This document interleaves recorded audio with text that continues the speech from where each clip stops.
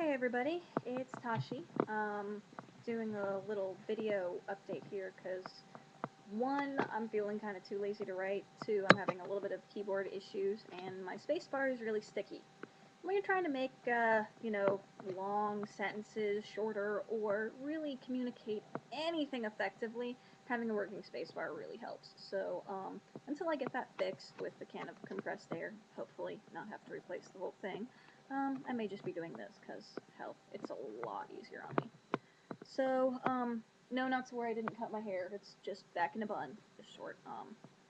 I didn't say I'm not cutting my hair until Wash dies. It's his hair. He likes it. He likes to play with it, so I just do.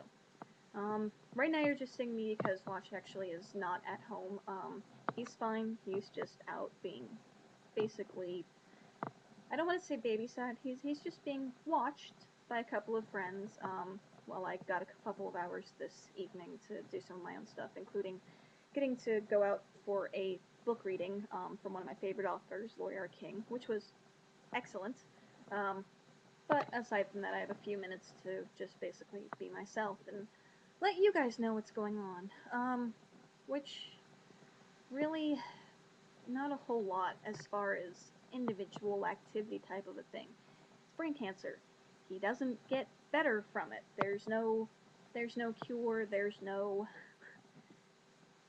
it's a hard thing for me sometimes with trying to explain traumatic brain injury or brain cancer to somebody is that your expectations about what happened and what's going to happen have to drastically change. This is true for anybody. Some people, they do go on. They do continue with their lives just as normal. Other people, like my husband, they are not able to function as other normal people do in today's society. He just can't. And that can be very trying on the caregiver, which is me, who does not have any sort of respite care whatsoever. I have today, yay, where I had, let's see, so far I have had about 2-ish hours without having to have him under my direct responsibility, which is a nice break. But when you're taking care of somebody 24 hours a day, 7 days a week, for 2 years, with no breaks, it's not quite the same thing as having a child. Because although it is the responsibility for a complete other human being, he's not a child. He will not grow. He doesn't ever get better. He doesn't always learn.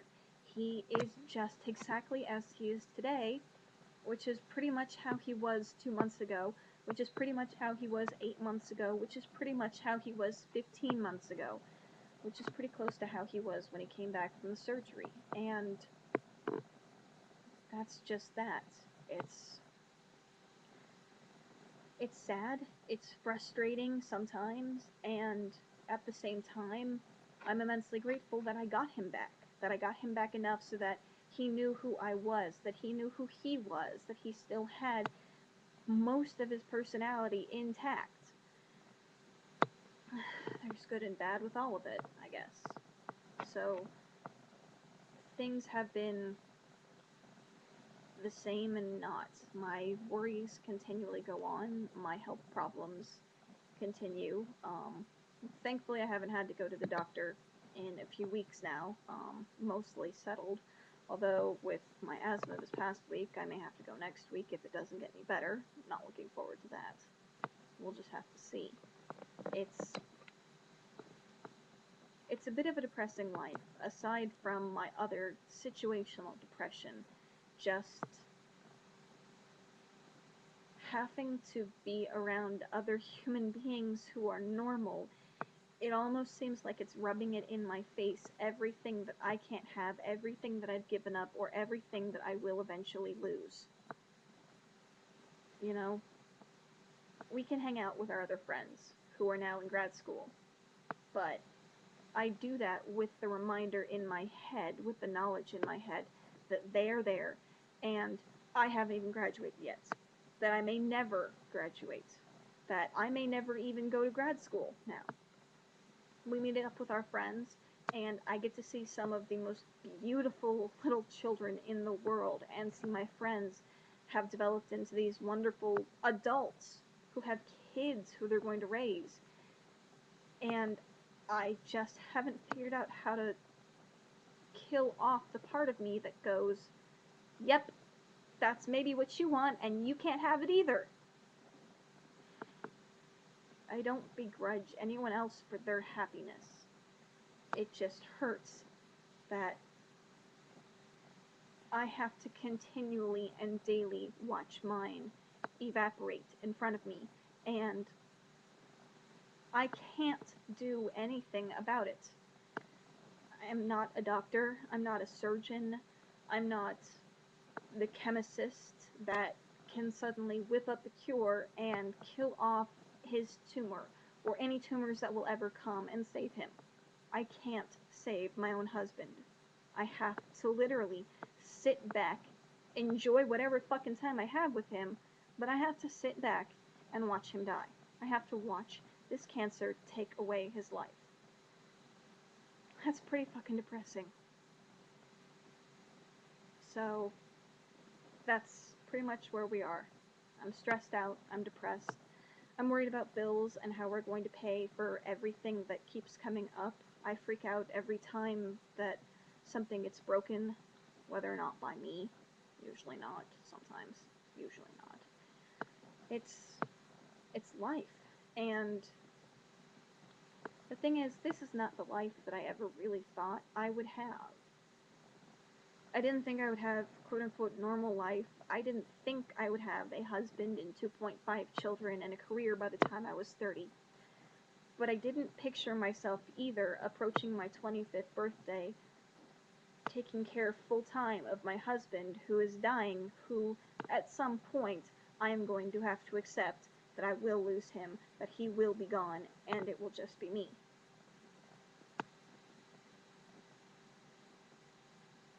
This is life.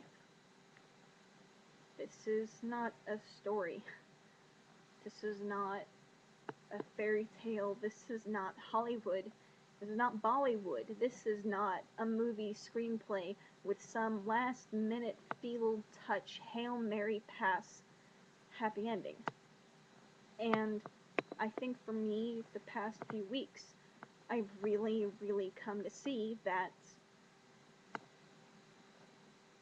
this point may be the happiest part of the ending that I get. The fact that I still have him functional for several hours a day, usually not in the morning and usually not in the evening, but at some point, sometimes in the late afternoon after he's had a nap, I have a functional, loving husband who knows who he is, who remembers who I am, and who loves me. I am thankful for that. I am terribly thankful for that. But the things that I have doesn't ever let me forget what I'm losing, what I have lost, what I will lose, and how hard it is to say goodbye to somebody when you know that you're going to have to say goodbye to them for good. Such is life. So, that is pretty much what's going on with me, dear readers. I will vent as I need to. I will let you know what's going on as I need to. I will hopefully kick myself in the ass and get my computer keyboard repaired. But this is it. This is what you get. This life is what you make of it. Don't waste it.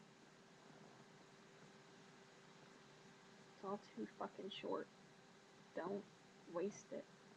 Don't spend one night hating somebody who you may spend the rest of your life with, but may regret that one night of hatred. Stop disagreeing with people just because you can't compromise enough to say, hey, somebody else is allowed to have an opinion on something. The world, it's too ugly, it's too hard, it's too violent, it's too bloody, and it is too fucking short for all of that. Be as happy as you can. Live as hard as you can. Do as much as you can. While you can. Because we really never know.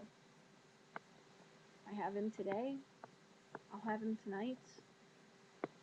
And I'll go to bed praying that I'll have him when I wake up in the morning. But the thing is, none of us ever really know. Make the most of it. Fight the good fight. And for everything else, realize, perspective-wise, it is not that important. Get over yourself. Say you're sorry. Make up. And enjoy all that this world has to offer. Some of us can't. Until next time, keep up the good fight. And just remember, can't stop the signal.